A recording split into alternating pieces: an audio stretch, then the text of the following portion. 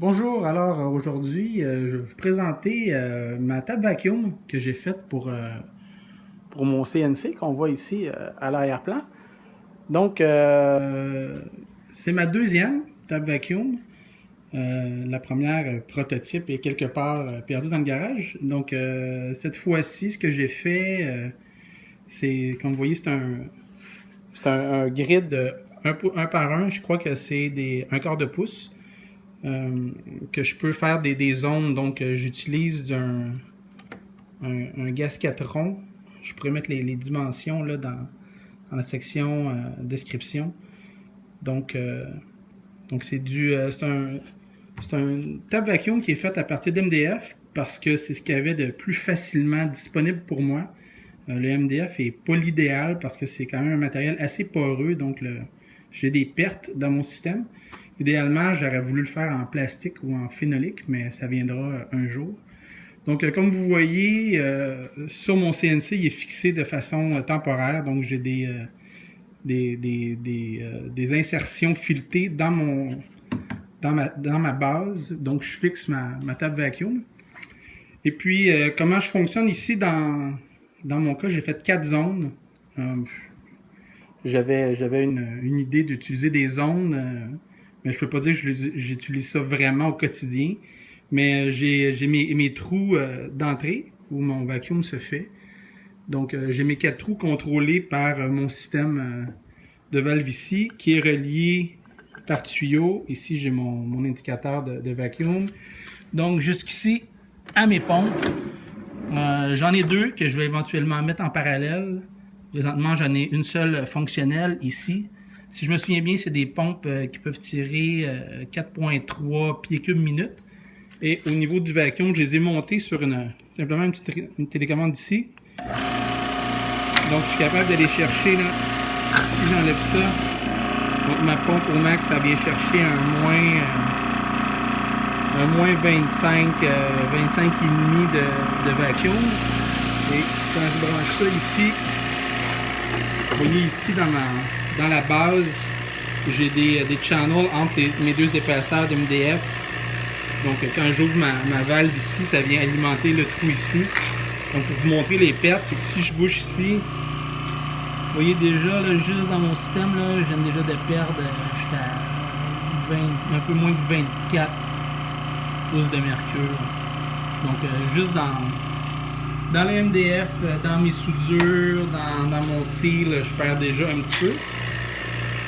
Donc, comme j'expliquais, c'est deux épaisseurs de MDF 3 quarts. Donc, à l'intérieur, j'ai machiné mes channels. Au bout ici, c'est ma plomberie qui vient se fixer. Puis, donc, voilà. Donc, au quotidien, en utilisation, comme je vous dis, je peux choisir là, de mettre... de me faire différents formats de plaques qui peuvent être en succion. Et comme je disais plus tôt, le MDF étant assez poreux, je l'ai scellé avec un vernis à eau. Mais la mauvaise surprise que j'ai eue, c'est que ça a comme fait un petit peu tout gondoler l'intérieur. Donc le gasket, ça s'assoyait pas bien au fond, puis j'avais des pertes. Donc c'est pour ça que j'ai été obligé d'en mettre, là, vous voyez, sur mes sections les plus utilisées. J'ai dû mettre un autre caoutchouc dans le fond pour assurer vraiment un bon seal. Donc, comment je fonctionne, c'est que pour chaque projet, si vous voulez, j'ai une plaque dédiée avec mon gasket. Le gasket, j'avais fait beaucoup de recherches. Il y avait une compagnie aux États-Unis qui s'appelle All Star Adhesive qui vendait un gasket autocollant avec fini caoutchouté, antidérapant et tout. C'était cher et compliqué de faire livrer ça. Donc, après des essais, j'en suis venu à utiliser du simple foam de bricolage. Et oui, donc ça fait un petit peu plus qu'un 8, je pense. Je pense que c'est du 2 mm d'épaisseur, un peu moins qu'un 8, je veux dire. Donc, ça se trouve dans les boutiques de bricolage et c'est tout simplement un foam autocollant. Donc ici, et je colle ça sur mon MDF que je scelle aussi. Donc ici, pour cette plaque-là, vous voyez, c'est un MDF 1,5 dans laquelle j'ai fait mes trous. Et puis j'ai fait les trous pour qu'ils arrivent dans les trous de la grille. Mais vous voyez, dans ce cas-ci, j'ai fait deux channels pour être certain que l'air se tire bien. Et puis j'ai aussi, comme je peux, en utilisation, je veux pas que cette plaque-là bouge sur le CNC, sur le vacuum grid, j'ai des insertions filetées. Puis ça me permet de fixer de façon temporaire la plaque à gasket. Comme ça, quand j'arrête et je pars le vacuum, je suis sûr qu'elle ne bouge pas, puis je ne perds pas ma référence. Donc, au niveau de comment je fonctionne, c'est par exemple ici, j'aurais ma pièce de contreplaqué à machiner. Je dépose ça là-dessus, un télécommande est ici. Je pars ma pompe. Le vacuum se fait. Vous voyez, j'ai une petite perte à quelque part. Vous voyez, je suis quand même capable de venir chercher là. Mais là, on entend, là, j'entends que j'ai une petite fuite à quelque part, mais je suis quand même.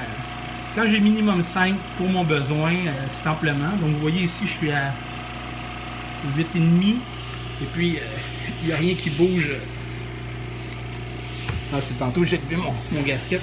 Mais, vous voyez, c'est en place, ça bouge pas, ça me permet de machiner ma surface sans avoir à mettre des serres qui pourraient être dans le chemin du fer, etc. Donc dès que j'arrête la pompe, voilà, je peux enlever sans problème ma plaque.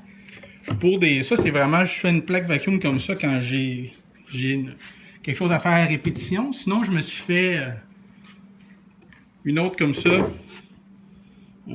Contreplaqué de merisier russe 5.8 si mon souvenir est bon. Donc elle aussi, je fais tout simplement la mettre sur la gasket. Je peux partir la pompe. Et là, j'ai un petit problème de. Tantôt, j'ai joué avec mon gasket. Après, je l'ai. Ah ouais, vous voyez ici, là. J'ai un espace, donc c'est de là que vient ma perte. Excusez si je bouge un peu. On va le replacer. Ça prend pas grand chose pour avoir une perte de succion. C'est pas une pompe qui tire énormément, donc c'est pour ça que je veux en mettre deux pour parfois pallier aux pertes dans le système. Donc là, ça la donne que je fais une vidéo, donc ça va mal, mais vous comprenez le principe, c'est-à-dire que je mets ma plaque comme ça, ça me permet de venir avec des petites serres ici, de venir tenir ma pièce pendant qu'elle va être machinée, pendant que la plaque elle-même demeure en place sur mon grid. Donc, quand j'ai plus besoin, comme je le mentionnais plus tôt, quand j'ai plus besoin de ma table vacuum, je fais tout simplement la dévisser et à ce moment-là, j'obtiens toute ma surface de travail sur le CNC. Donc, ça fait un bout de temps que j'ai ça en utilisation. Ça fonctionne bien, j'en suis satisfait. Comme je disais au début du vidéo, sans doute qu'une de mes prochaines étapes, je vais peut-être enlever complètement l'intérieur puis mettre une plaque de plastique ou de phénolique ou carrément m'en refaire une nouvelle. Parce que pour des applications où j'ai vraiment des petites pièces à machiner, les pertes que j'ai dans mon système, là, si j'ai pas un disque de vacuum, la pièce va bouger parce que je découpe vraiment des petites pièces parfois de 1 cm par 2 cm et demi. Donc je réussis quand même bien à maintenir le vacuum. Des fois, il faut que je ralentisse le CNC pour la vitesse de coupe pour être sûr que la pièce ne bouge pas. Mais voilà, ça fait le tour de mon vacuum grid que j'utilise. Ah, je viens de retrouver ma version originale. C'était ma toute première. Donc celle-ci fonctionnait bien aussi, mais c'était vraiment un grid fixe. Donc le gasket, lui, était permanent autour.